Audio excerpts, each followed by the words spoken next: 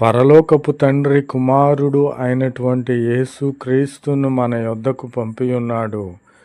ఎందుకంటే నేను మిమ్ములను నా పోలికగా సృష్టించి ఉన్నాను. మిమ్ములను స్వస్థపరచుటకును మిమ్ములను పరలోకము తీసుకుని వెళ్ళుటకును నా కుమారుని పంపుచున్నాను అని తండ్రి అయినటువంటి దేవుడు కుమారుడైన యేసుక్రీస్తును పంపి ఉన్నాడు.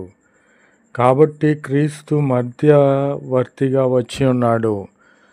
పరలోకపు తండ్రికిని మనకును అనుసంధానము చేయుటకును సమాధానపరచుటకును మనలను పరలోక రాజ్యములో చేర్చుటకును క్రీస్తు వారు రక్షకుడై అభిషిక్తుడై మధ్యవర్తిగా వచ్చి ఉన్నాడు.